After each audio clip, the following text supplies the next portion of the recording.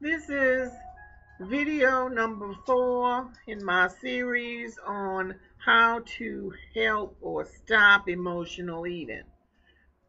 Tips, whatever you want to call it. I don't want to call it expert advice, even though I do have a lot of experience.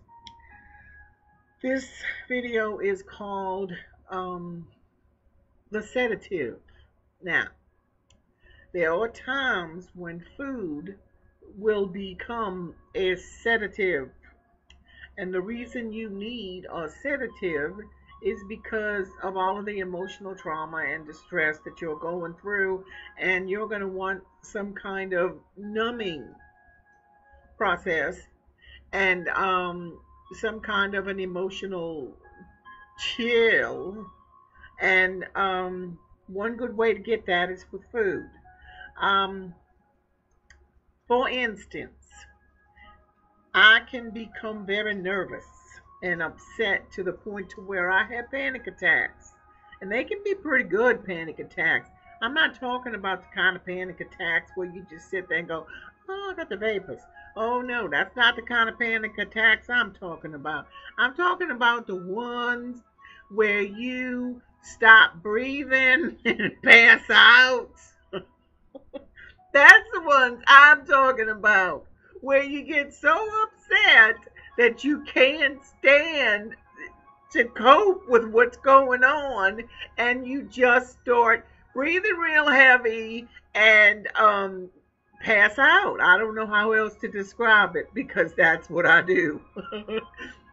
So, one of the things that I learned that helped me with these panic attacks was to shove food in my mouth. Because while I was shoving food in my mouth, I wasn't concentrating on the problem. I was numbing myself out with food so that I would not think about what was going on to cause me to panic. And once again, food is a wonderful sedative for the moment. But when you have reached the point to where you just cannot put any more food inside of you, unless you physically make yourself throw up so you can do it again. But I never was able to do that. Throwing up has always been ooh for me. So I never liked that. But once you reach that point to where you can't put any more food in, well, honey, you're done with the food numbing. You may have a little bit of time left after that where you're sitting around going, oh, I feel so sick. I ate so much. I can't stand myself. I hate what I just did. And then you spend some time thinking about that, and that keeps you from thinking about what, your problem was that was causing you to hyperventilate and pass out. And so it's temporary is what I'm trying to say. You shoving that food in your mouth isn't going to give you any more relief than just maybe some minutes. 20, maybe you might be able to stretch it into an hour. Maybe a little bit more, depending on how big your stomach is. But that food will only give you a temporary relief. I am not like most people. I have what they call the paradoxical effect. Pills like Xanax and Valium and Librium, they do not work on me. They calm everybody else down. But me, if you put me on a Xanax, I'm gonna have one of these where I go, but honey, within minutes, I'm gonna be, I'm going crazy, and I'm not kidding you. I really will. I will rock the springs right out of a rocking chair. I will pace the varnish right off of a hardwood floor. I absolutely go crazy after I have one of those what they call nerve pills, anti-anxiety. Ain't no anti-anxiety for me. It just increases the problem. So those pills don't work for me. So I get a lot better relief when I use the food. So when you have the problem, you see it coming, you want to numb yourself, you want to calm down. Some of you go to chocolate, some of you go to pizza. Whatever you're going to, the food is not going to solve the problem. So what do? First of all, you need to be aware. This being aware thing is very important with the compulsive overeating and the emotional crowd, because once we're aware of what we're doing, we want to stop it. So when the problem comes and you see it and you find yourself going to the food, that's usually how it is with me.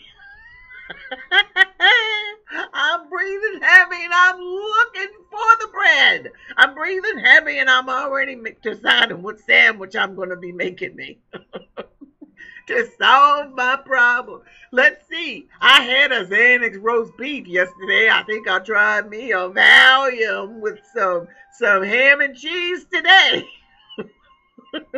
Like that's really gonna fix my problem. But girl, honey, I could eat me 10 sandwiches in one time, in one day. I could. I'm not lying. I could go through a loaf of bread.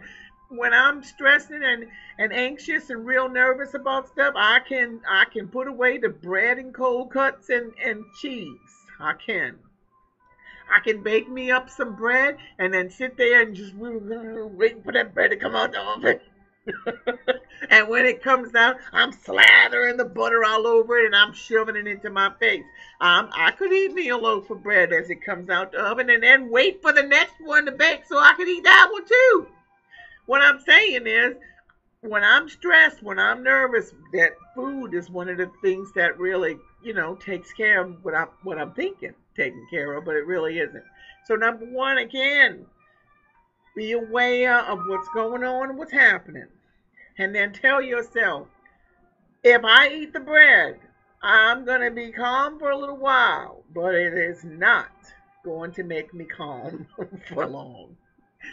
So, what do you have to do? You need another food block. You need something to take the place of the food. You need to calm yourself down. Take the Xanax if you can. I wish I could. Take the Valium, take the Librium, take whatever the hell they give you to make the nerves go away. I wish I could, but if you can't, and you find yourself running to the food, then you need to find a way to get yourself out of that. Now, people have to talk me out of it. Like, I'll go to my daughter and she'll calm me down and try to get me out of the panic attack. Used to be my husband good, but not anymore. That man will put me into a triple panic attack. So we can't go to him. But somebody who's safe, call him up on the phone. Hey, I'm getting ready to eat the refrigerator. Help me. And then they can help talk you out of it. If that doesn't work, then you're going to have to talk yourself out of it. You're going to have to talk to yourself, calm yourself down. You do not want the food. You do not eat the food. Let's see what the problem is. Let's see how we can solve it. Let's face it. Let's face the fear of what we're thinking is going to happen. And then let's try and conquer it. Things that work for me, again, the Tai Chi. When I had those moments where I feel like I'm going to chew a hole in the front door, I go to the Tai Chi. And I may look like an idiot sitting there doing it in the doctor's office or sitting there doing it at the health club, wherever I am having my panic attack. I do go into my Tai Chi. I push down those bad feelings. I push away what's bothering me. I give a hug to whoever's driving me crazy. And then it calms me down. It works for me. I discovered Tai Chi quite by accident. I saw a bunch of people doing it, and I thought, ooh, that's easy. I think I can do that. And then I saw that it was seated, so I thought, ooh, I think I can do that. But anyway, it was an accident, but I found something that worked for me, and you can find something that works for you too. Maybe it's yoga. Maybe it's meditation, prayer. I'm in many a day when I called out to Jesus to help me and to deliver me, and it's worked. But anyway, there are different alternatives than food for being the sedative that you need to calm you down. And once again, be aware of what's happening and then take control with something besides the food. because food is only going to last for a little while. And you want to have something that's going to sustain you. That's it. That's my comment um, on emotional eating today.